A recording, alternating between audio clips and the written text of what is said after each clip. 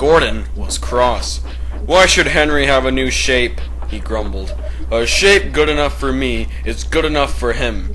He goes gallivanting off the crew, leaving us to do his work, and comes back saying how happy he feels. It's disgraceful."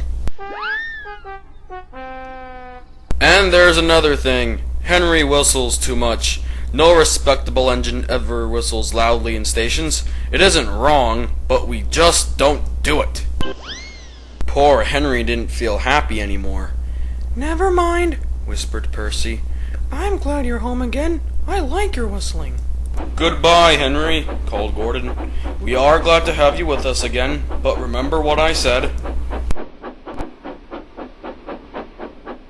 Later that day, Henry stopped at Edward's station.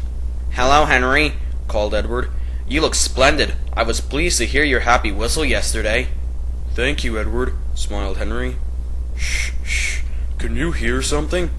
"It sounds like Gordon," said Edward. "And it ought to be Gordon, but Gordon never whistles like that." But it was Gordon. He came rushing down the hill at a tremendous rate. He didn't look at Henry, and he didn't look at Edward. He went straight through the station and disappeared. "Well," said Edward.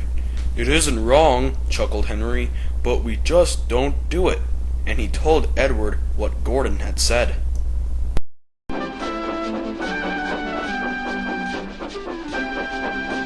Meanwhile, Gordon screeched along the line.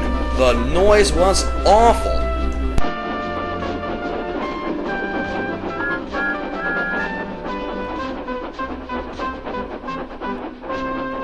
At the station, everyone held their ears.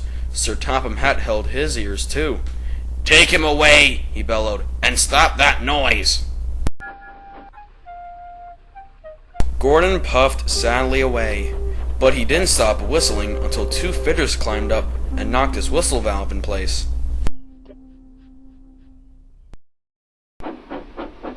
Gordon slunk into the shed that night. He was glad it was empty. "It isn't wrong," murmured Henry to no one in particular, "but we just don't do it." No one said anything about whistles.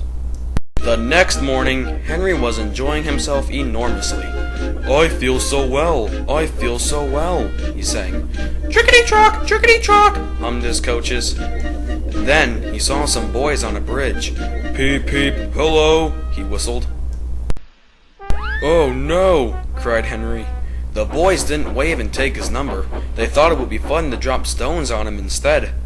"They've broken our glass! They've broken our glass!" cried the coaches. The passengers weren't hurt, but they were cross.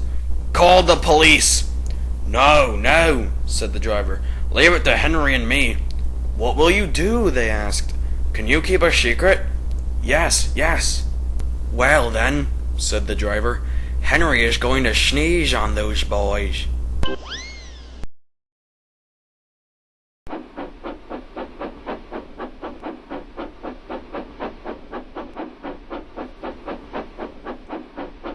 Lots of people were waiting at the station just before the bridge. They wanted to see what would happen. "Henry has plenty of ashes," said the driver. "Please keep all windows shut until we pass the bridge.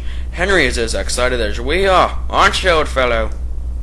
But Henry was feeling more stuffed up than excited. Soon they could see the boys, and they all had stones. "Are you ready, Henry?" called the driver. "Sneeze hard when I tell you." "Now!" he said. "Achoo!"